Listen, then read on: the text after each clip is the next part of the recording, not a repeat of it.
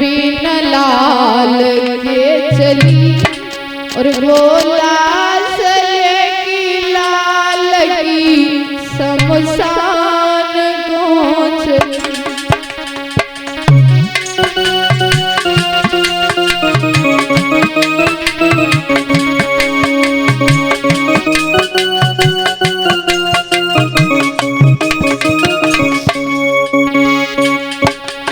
मैया तारा लाला को अकेलो गोदी में उठाई दियो, शमशान में चली।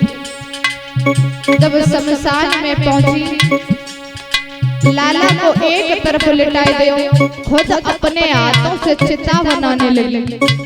कौन सी मैया होगी जो अपने लाल के, अपने जिगर के टुकड़े के लिए अपने हाथों से चिता बनाएगी? वो मैया तारा अकेले शमशान में अपने लाल के लिए चिता बना रही है। कभी भाग के चिता बनाती है तो कभी गोदी में उठा लेती है। तब तो महाराज हरिश्चंद्र की नजर रानी तारा के ऊपर पड़ गई। दूर से आवाज लगाने लगे, कौन है वो? हमारी इजाजत के बिना अपना मुर्दा कौन जला रहा है? रानी तारा ने आवाज दी, में कौन है? धीरे धीरे राजा हरिश्चंद्र पास में आए। कौन है आप? रानी तारा कहने लगी, मैं तारा आपकी पत्नी। महाराज आप यहाँ क्या कर रहे हो? हरिश्चंद्र कहने लगे, कौन तारा? किसकी तारा?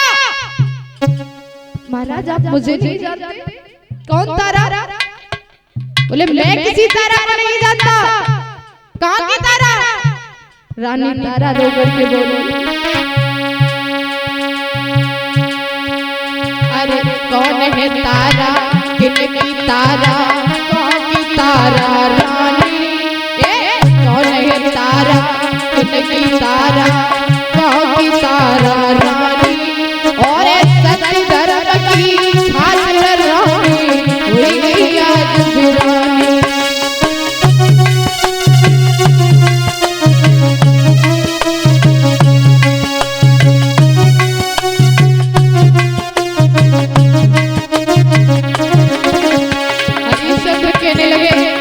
हम किसी तारा को नहीं जानते। बोले कोई बात नहीं महाराज, आप हमें नहीं जानते। नहीं जानते, कुछ नहीं कह रही आपसे, लेकिन आप इसे तो जानते हैं। बोले ये कौन है? हमारा बेटा। किसका बेटा? बोले ये रोहितास है महाराज। और जैसे ही रोहितास का नाम लिया तो महाराज कितना भी बाप कितना भी कठोर क्यों ना हो, हरिश्चंद्र कहने लगे, रानी हमारे बेटे को क्या हुआ? बोले महाराज बाग में फूल लेने गया था, सर्प ने डस लिया। हरिश्चंद्र ने जैसे ही देखा रोने लगे, और जब रोने लगे तो हरिश्चंद्र को अपने धर्म की याद आने के लिए, रानी चिंता मत करना, मैं रो रहा हूँ इसका मतलब ये नहीं कि मैं अपना कर का टका नहीं लूंगा, मैं कर का टका लूंगा। बोले कौन है तारा? किनकी तारा? कौन की तारा? रानी और सत्य धर्म के कारण रानी हुई गई आज वीरानी। सत्य धर्म के कारण रानी हुई गई आज वीरानी।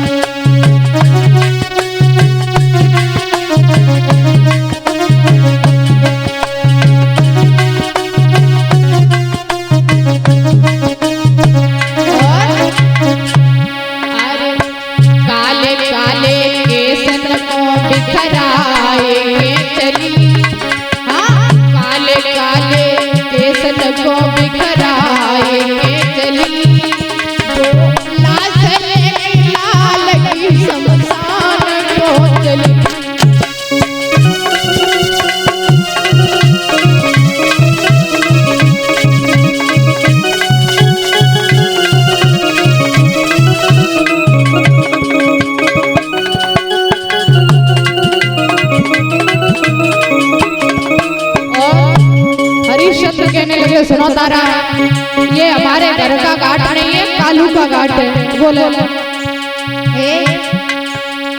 हरिश्चंद्र कहीं कर तो दे दे मेरी तारा रानी।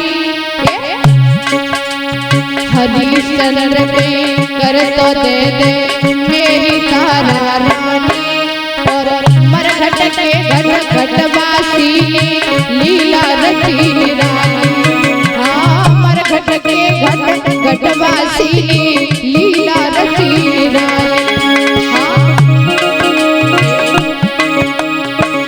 आदि साड़ी तन पे आदि लाल पे पड़ी, आदि लाल पे पड़ी। बोला चले लाल की शमशान जो चली।